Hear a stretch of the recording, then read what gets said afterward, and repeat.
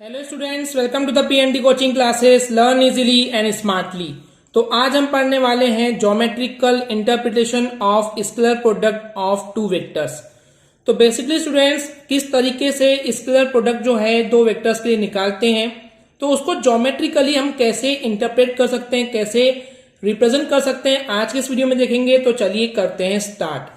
तो basically students, पिछले video में हमने पढ़े थे कि scalar product of two vectors क्या होता है, जिसको हम लिखते हैं vector A dot vector B is equal to A B cos theta. I hope आपने हमारी वो वीडियो जरूर देखे होंगे, तो ये आपको पता होगा। ओके, तो अब यहाँ पे इस scalar product of two vectors को ज्योमेट्रिकली हम कैसे दिखा सकते हैं। तो यहाँ पे क्या होता है, हम दो वेक्टर लेते हैं, vector A and vector B. Okay, ये दो वेक्टर्स हैं एंड इन दोनों के बीच का एंगल जो है वो थीटा है।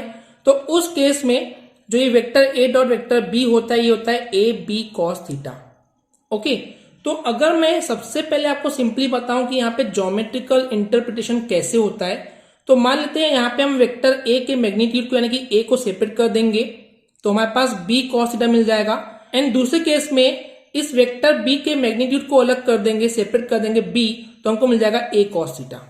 अब यहाँ पे इस चीज को समझने की जरूरत है स्टूडेंट्स कि यहाँ पे जब हम ए के डायरेक्शन में बात करेंगे तो ये A and B cos theta होगा, एंड जब वेक्टर बी के डायरेक्शन के अलोंग हम बात करेंगे तो ये बी ए कॉस थीटा होगा।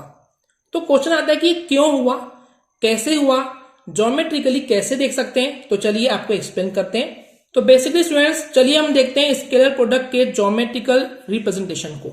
ओके, देखिए मान लेते हैं हमारे पास वेक्टर ए है, this is our vector A and this is our vector B, and ये हो गया उनके बीच का एंगल थीटा। अब देखिए स्टूडेंट्स, अगर हमको ज्योमेट्रिकली इंटरप्रेट करना है या फिर ज्योमेट्रिकली रिप्रेजेंट करना है, तो उसके लिए क्या होगा, पहले आपको एक किसी वेक्टर को टारगेट करना होगा। मान लेते हैं पहले केस में हम वेक्टर ए के डायरेक्शन में हम स्केलर प्रोडक्ट को ज्योमेट्रिकली रिप्रेजेंट करना चाहते हैं। तो वेक्टर ए के परपेंडिकुलर डायरेक्शन में आप क्या करेंगे, यहाँ से टॉर्च से लाइट देंगे। ओके, यहाँ पे मान लेते हैं टॉर्च है एंड टॉर्च से जब हम यहाँ पे लाइट डालते हैं तो उस केस में इस वेक्टर बी से यहाँ पे एक शेडो बनेगी जो कि इस वेक्टर ए के अलोंग होगा। तो इसको हम बोलते हैं वेक्टर ए के अलोंग हम scalar product of two vectors को ज्योमेट्रिकली रिप्रेजेंट करते हैं। ओके, इतना क्लियर है। तो देखिए यहाँ पे एक ट्राइंगल बन रहा है, मान लेते हैं ये एल है।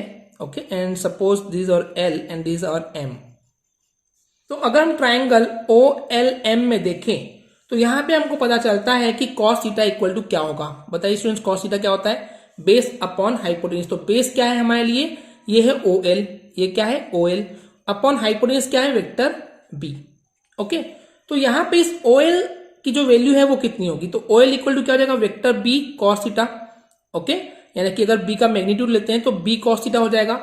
तो ओ एल की जो डिस्टेंस है ये हो जाएगा बी कॉस थीटा। तो इस तरीके से वेक्टर ए के अलोंग जो हमको यहाँ पे प्रोजेक्शन मिलता है, इसको क्या बोलते हैं, हम प्रोजेक्शन मिल रहा है। ओके, क्योंकि हम वेक्टर ए के अलोंग बात कर रहे हैं, तो हमको जो प्रोजेक्शन मिल रहा है बी का, वो क्या हो रहा है, वो है B cos theta. Okay, B cos theta को हम और क्या बोल सकते हैं, उसको हम बोल सकते हैं कंपोनेंट या फिर बोल सकते हैं प्रोजेक्शन। ये दो टर्म्स हैं। तो बी कॉस थीटा के साथ जो भी होगा यहाँ पे उसको हम प्रोजेक्शन या फिर कंपोनेंट बोलेंगे। ओके स्टूडेंट्स, पहला केस यहाँ पे क्लियर है। बात करते हैं सेकेंड केस की। अब मान लेते हैं स्टूडेंट्स कि हमको बी वेक्टर के डायरेक्शन के अलोंग अगर हमको ज्योमेट्रिकली रिप्रेजेंट करना है, तो इस वेक्टर बी के परपेंडिकुलर डायरेक्शन में हम क्या करेंगे, टॉर्च से लाइट डालेंगे। ओके, मान लेते हैं हम इस टाइप से डाल रहे हैं, तो यहाँ पे ये एक परपेंडिकुलर ड्रॉ हो जाएगा। ओके, यानी कि इसका शेडो जो है इस पे बनेगा इस तरीके से। तो उस केस में मान लेते हैं ये एन है और ये पी है मान लेते हैं। ओके, तो इस केस में देखिए यहाँ पे क्या हो जाएगा, ये दोनों वेक्टर के बीच का एंगल जो है वो तो थीटा ही है। तो इस केस में कॉस थीटा कितना होगा, बेस जो है ये हो जाएगा ओपी। ओके, एंड हाइपोटेनियस, तो हाइपोटेनियस कितना होगा, बेसिकली 90 के सामने वो है वेक्टर ए का मैग्नीट्यूड, राइट। तो यहाँ पे देखिए ओपी, ये जो ओपी है, ये ओपी कितना हो जाएगा, ए कॉस थीटा हो जाएगा, राइट स्टूडेंट्स। तो यहाँ पे ए कॉस थीटा को हम क्या बोलेंगे, प्रोजेक्शन बोलेंगे या फिर कंपोनेंट बोलेंगे। क्या बोलेंगे, प्रोजेक्शन या फिर कंपोनेंट। इतना क्लियर है स्टूडेंट्स। तो इस तरीके से स्टूडेंट्स हम दो वेक्टर्स का जो स्केलर प्रोडक्ट है उसको ज्योमेट्रिकली रिप्रेजेंट कर सकते हैं। तो देखिए, चलिए अब इस डायग्राम में जो हमने डिस्कस किए वही चीज को यहाँ पे थ्योरेटिकली कैसे लिखा हुआ है समझते हैं। कि ये जो बी कॉस थीटा है, ओके, ये जो बी कॉस थीटा है इसको हम बोलते हैं कंपोनेंट या फिर प्रोजेक्शन, जो कि उस वेक्टर बी के लिए हमको मिल रहा है। ओके, बी के साथ कॉस थीटा है तो वेक्टर बी के लिए हमको जो उसका कंपोनेंट या फिर जो प्रोजेक्शन मिलता है वो है बी कॉस थीटा, जो कि डायरेक्शन किसके अलॉन्ग है, वेक्टर ए के डायरेक्शन के अकॉर्डिंग हमको मिलता है। ओके, इस डायग्राम के पॉइंट ऑफ व्यू से बताया गया है। वहीं पे अगर हम बात करते हैं दूसरे केस के लिए, तो यहाँ पे ये जो ए कॉस थीटा है, ओके, जो ए कॉस थीटा है इसको हम क्या बोलेंगे, कंपोनेंट या फिर projection of the vector A, जो कि वेक्टर बी के डायरेक्शन में आपको मिला हुआ है। ओके स्टूडेंट्स, तो ओवरऑल हम क्या बोलेंगे, इस चीज को समझना बहुत जरूरी है कि जब हम दो वेक्टर्स का स्केलर प्रोडक्ट करते हैं तो ये इक्वल होता है किसके, मल्टीप्लीकेशन के, जो कि मल्टीप्लीकेशन होता है किसका, magnitude of one vector and the magnitude of the component और projection of the other vector. तो ऑब्वियसली बात है स्टूडेंट्स, अभी हमने देखे थे राइट कि ए पी कॉस थीटा को हम या तो ए इंटू बी कॉस थीटा लिखते हैं या फिर बी इंटू ए कॉस थीटा लिखते हैं। इसी को हम बोलते हैं geometrically interpretation of the scalar product, right. तो वही चीज बोला गया कि अगर आप यहाँ पे किसी एक वेक्टर का मैग्नीट्यूड ले रहे हो तो उसका मैग्नीट्यूड का जो मल्टीप्लाई होगा वो किसके साथ होगा।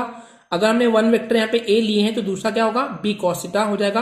तो बी कॉस थीटा क्या होगा, बी जो है वो मैग्नीट्यूड है, ओके, मैग्नीट्यूड है किसका, दूसरे वेक्टर के कंपोनेंट या फिर प्रोजेक्शन का, ओके, यानी कि बी कॉस थीटा। ओके, तो ये जाएगा बी कॉस थीटा, क्योंकि बी कॉस थीटा को हम क्या बोलते हैं, दूसरे वेक्टर का कंपोनेंट या फिर प्रोजेक्शन। ओके स्टूडेंट्स, तो यहाँ पे जो डायरेक्शन होगी वो फर्स्ट वेक्टर जो कि सेपरेट है, जो कि अलग है, उसके डायरेक्शन के अलोंग ही आपको मिलने वाला है। तो इस तरीके से आप दो वेक्टर्स के स्केलर प्रोडक्ट का ज्योमेट्रिकली इंटरप्रिटेशन दिखा सकते हैं। ओके स्टूडेंट्स, आई होप आपको ये क्लियर हो गया होगा। अगर आपको हमारी वीडियो से कुछ भी सीखने मिला या नॉलेज मिला तो प्लीज हमारे चैनल को सब्सक्राइब कीजिए एंड वीडियो को लाइक जरूर करें। आज के लिए इतना ही, थैंक यू।